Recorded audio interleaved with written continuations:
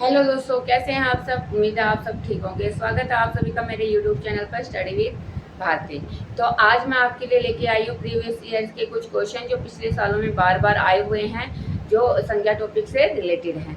तो आइए देखते हैं आप इनमें से कितने क्वेश्चन हल कर पाते हैं।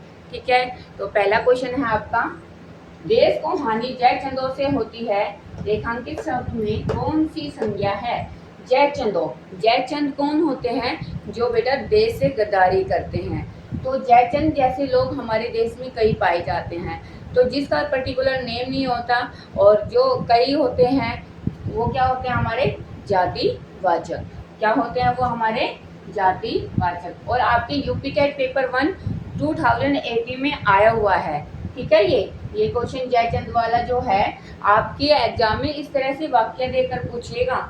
ठीक है, सीधा नहीं पूछेगा, इस तरह से वाक्य देकर पूछेगा, आपको कंफ्यूज करेगा, लेकिन आपको वो हल करना है। ठीक है, तो आप मेरे साथ बने रहिए और आपको सभी क्वेश्चन मैं हल करके दिखाऊंगी। देश को हानि जयचंदों से होती है। जयचंद हमारे गद्दार होते हैं। तो वो क्या होते हैं, बहुत सारे होते हैं हमारे देश में, जैसे जाति। तो जो बहुत सारे होते हैं वो क्या होते हैं, हमारे जातिवाचक। ठीक है, अगला क्वेश्चन है आपका, कवि का स्त्रीलिंग रूप क्या है। स्त्रीलिंग, जैसे घोड़ा का घोड़ी होता है, लड़का का लड़की होता है, ऐसा कवि का पूछा है। और ये कवि वाला जो क्वेश्चन है ना, इसमें बहुत कंफ्यूजन होती है, क्योंकि मात्राओं की गलती काफ़ी बार होती है और मात्रा का हम ध्यान नहीं रख पाते। ठीक है ना, तो ये आपका यूपी टेट 2013 और 16 में आया हुआ है, सी टेट 2014 में भी आया हुआ है। तो ये देखो कितनी बार रिपीट हुआ है, 1 2 3, 3 बार आपका ये क्वेश्चन रिपीट हो चुका है। तो आगे आने वाले जो एग्जाम है उसमें भी आपका ये आ सकता है। अगर आपको मात्राओं का ज्ञान होगा, आपको पता होगा कौन सी मात्राओं का जो कवि है, कवि का स्त्रीलिंग रूप हमें करना है, तो आप फट से उसको सोल्व कर लोगे। तो देखते हैं कवि का स्त्रीलिंग रूप। स्त्रीलिंग रूप क्या होता है कवि का, कवयित्री, कवयित्री। ये इत्री है, ये वित्री है, ये यत्री है और ये त्री है। तो ये त्री, तो आपका कौन सा आएगा, ये त्री वाला। यह पे छोटी की मात्रा, त्रै पे बड़ी की मात्रा। तो आपका कवि का स्त्रीलिंग रूप क्या होगा, कवयित्री। ठीक है, क्या होगा, कवयित्री। ठीक है, अगले क्वेश्चन पर चलते हैं। तो दोस्तों अगला क्वेश्चन है आपका, बुढ़ापा एक प्रकार का अभिशाप है, रेखांकित शब्द में संज्ञा बताइए। तो बुढ़ापा, बुढ़ापा आपका रेखांकित शब्द है। तो बुढ़ापा शब्द क्या होता है, जैसे मिठास, मित्रता, ठीक है, अपना तो बचपन, ये सभी क्या होते हैं आपके भाववाचक संज्ञा। ये सभी आपके क्या होते हैं, भाववाचक संज्ञा। ठीक है, तो बुढ़ापा, बुढ़ापा जिस चीज को हम देखने महसूस करते हैं, तो वो क्या होता है, हमारा भाववाचक संज्ञा, जिसको हम फील करते हैं। ठीक है, बुढ़ापा तो सब में आना है एक दिन। ठीक है, कहते हैं वो व्यक्ति बूढ़ा हो गया है। ठीक है ना, बूढ़ा हो गया है, देखती है एज। ठीक है, बुढ़ापा, तो ये बुढ़ापा आपका क्या है, भाववाचक संज्ञा। बुढ़ापा क्या है आपका, भाववाचक संज्ञा। और कब आया हुआ है आपका, यूपी टेट 2017 में। यूपी टेट 2017 में ये आपका क्वेश्चन आया हुआ है। ठीक है, अगला क्वेश्चन है, गंगा और हिमालय किस संज्ञा के उदाहरण हैं। गंगा और हिमालय, दोस्तों ये मैंने एमसीक्यू में कराए थे। अगर आपने मेरी एमसीक्यू देखी होगी तो मैंने गंगा और हिमालय शब्द आपको कराए थे उसमें। तो मैं इसके ऑप्शन नहीं लेके आई, तो आप इसके आंसर मुझे बताइए सोचकर। गंगा और हिमालय में, गंगा और हिमालय में किस संज्ञा के उदाहरण है, कौन सी संज्ञा आती है इसमें, व्यक्तिवाचक, जातिवाचक, भाववाचक या फिर समूहवाचक, बताइए आप। तो गंगा और हिमालय में क्या आती है आपकी, गंगा और हिमालय में आपका पर्टिकुलर नेम है ये दोनों। ठीक है ना, गंगा नदी का नाम है, हिमालय पर्वत का नाम है। तो जिसमें नाम का पता चलता है, जिसमें हमारे नाम का पता चलता है, वो क्या होते हैं, हमारे व्यक्तिवाचक। वो क्या होते हैं, हमारे व्यक्तिवाचक। ठीक है, वो हमारे व्यक्तिवाचक संज्ञा होती है। ये आपका सीटेट पेपर 2 में 2015 में आया हुआ है, 2015 में रिपीट हुआ है ये क्वेश्चन। तो गंगा और हिमालय में किस संज्ञा के उदाहरण है ये, व्यक्तिवाचक, क्योंकि इसमें क्या है, पर्टिकुलर नेम है। ठीक है, अगले क्वेश्चन पर चलते हैं। अगला क्वेश्चन है आपका, पशु शब्द से बनने वाली भाववाचक संज्ञा क्या है। तो पशु, भाववाचक संज्ञा पूछी है दोस्तों इसमें।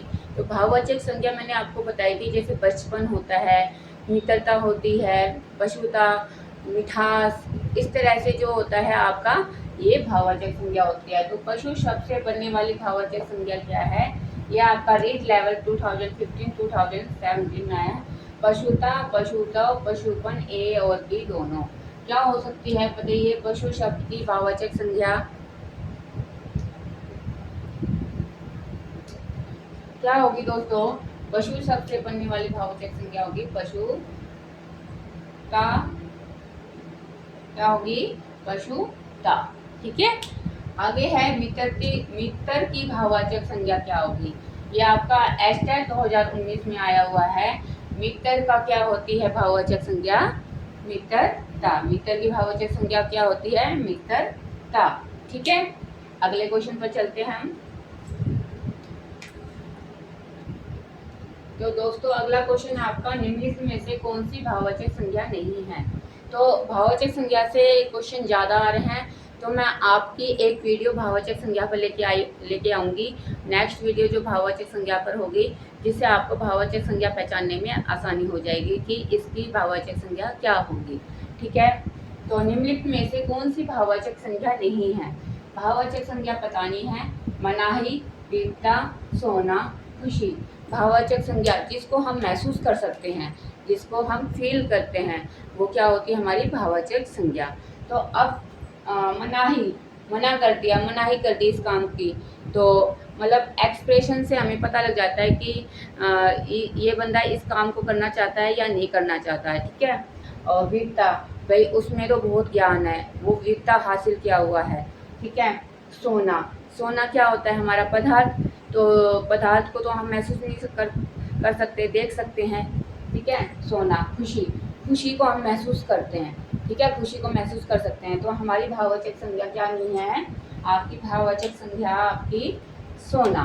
क्या नहीं है? सोना। आपका ये इस एग्जाम में आया हुआ है, यूपीएसएससी वीडियो ग्राम पंचायत अधिकारी 2018 में आपका ये क्वेश्चन आया हुआ है भाववाचक संज्ञा से। अगला है, मीठा विशेषण में कौन सी भाववाचक संज्ञा बनती है? मीठा विशेषण से आपकी मीठा विशेषण से कौन सी भाववाचक संज्ञा बनती है? मिठास, मिठाई, मीठी, मीठापन, कौन सी बनती है बताओ? मीठा की मैंने बताई भी थी आपको भाववाचक संज्ञा कौन सी होती है मीठा की।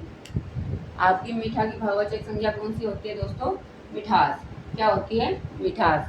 तो ये आपका फॉरेस्ट गार्ड 2019 और 2016 यूपीसीएससी में आपका ये क्वेश्चन आया हुआ है। और मीठा से रिलेटेड, मित्रता से रिलेटेड, और ये भाववाचक संज्ञा में एक दो शब्द और हैं, तो इनसे आपके जो क्वेश्चन है बार बार रिपीट होते हैं। एक कवियत्री वाला क्वेश्चन आपका बार बार रिपीट होता है, तो इन क्वेश्चन को ध्यान से कर लेना। कोई भी एग्जाम आए तो ये क्वेश्चन जरूर आपको देखने को मिलते हैं। अगला क्वेश्चन लेके चलते हैं हम, अगले क्वेश्चन पर आते हैं हम। तो दोस्तों अगला क्वेश्चन आपका, आज के युग में हरिश्चंद्रों की कमी नहीं है। हरिश्चंद्र कौन होते हैं बेटा? हरिश्चंद्र जो सच बोलते हैं। हरिश्चंद्र बोलते हैं ना, हरिश्चंद्र की औलाद है ये, तो ये हमेशा सच बोलता है ना। हरिश्चंद्र क्या होते हैं? जो हमेशा सच बोलते हैं। तो हरिश्चंद्र जैसे लोग बहुत सारे होते हैं जो हमेशा सच का साथ देते हैं, झूठ नहीं बोलते। तो हरिश्चंद्र जैसे लोग की कमी नहीं है। तो हरिश्चंद्र क्या हो गया हमारा? व्यक्तिवाचक या जातिवाचक या भाववाचक? बताइए। मैं इसमें ऑप्शन नहीं लेकर आई, आप सोच कर बताइए। तो आपका क्या होगा इसमें? आपका आंसर क्या होगा? हरिश्चंद्र क्या होंगे आपके? जातिवाचक। क्या होंगे? जब किसी का वो लेके हम किसी का उदाहरण देते हैं कि हरिश्चंद्र जैसे लोग तो बहुत सारे होते हैं, और जयचंद जैसे लोग जो गद्दार होते हैं, तो वो क्या होते हैं? आपके जातिवाचक। ठीक है।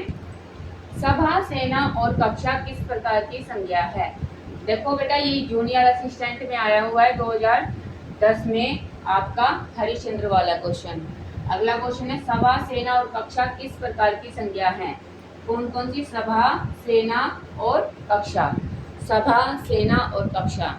तो बताइए, मैं आंसर नहीं लेके आई क्योंकि मैंने कई बार करा दिया है आपका ये भेद बार बार एक्सप्लेन किए हैं। क्या है आपका व्यक्तिवाचक, जातिवाचक या भाववाचक या समूहवाचक? अब बताइए। जिसमें समूह, लोगों का समूह हो, भीड़ हो, सभा, लोगों की सभा बैठी है, ठीक है, और सेना, आर्मी की सेना, कक्षा, ठीक है, कक्षा में कई बच्चे होते हैं 30, तो क्या है ये सभी आपके क्या हैं? समूहवाचक। क्या है आपके सभी? समूहवाचक संज्ञा। जिसमें भीड़ होती है, कई लोग इकट्ठा होते हैं, वो आपकी क्या होती है? समूहवाचक संज्ञा। ये आपका केवीएस टीजीटी 2018 में आया हुआ है, ठीक है। आगे है विद्वान का स्त्रीलिंग शब्द क्या होता है? लास्ट क्वेश्चन आज का, विद्वान शब्द का स्त्रीलिंग शब्द क्या होगा? आपको भाववाचक संज्ञा पे वीडियो देखने को मिल जाएगी मेरी। स्त्रीलिंग शब्द, स्त्रीलिंग और पुल्लिंग पर मैं वीडियो बनाऊंगी, जो जब लिंक कराऊंगी आपका, तब पुल्लिंग और स्त्रीलिंग पे मैं वीडियो बनाऊंगी, तो आप आसानी से पहचान लोगे, ठीक है। आने वाले एग्जाम में आपको दिक्कत नहीं होगी, ठीक है। तो विद्वान का स्त्रीलिंग शब्द क्या होगा? विद्वान का आपका स्त्रीलिंग शब्द क्या होगा? बताओ। विदुषी, विद्वानी, विद्यावती या विदुषी? क्या होगा? विदुषी दो है, ठीक है। तो इसमें श षट्कम वाला श नहीं होता, श षट्कोण वाला श होता है। तो विद्वान का जो स्त्रीलिंग शब्द क्या होगा? इसमें श षट्कोण आएगा, इसमें श षट्कोण आएगा, वो आपका क्या होगा? विद्वान का विदुषी। ये स्त्रीलिंग शब्द है, विद्वान का विदुषी। तो दोस्तों, कैसी लगी आपकी आज की वीडियो? आज की वीडियो आपकी यहीं समाप्त होती है।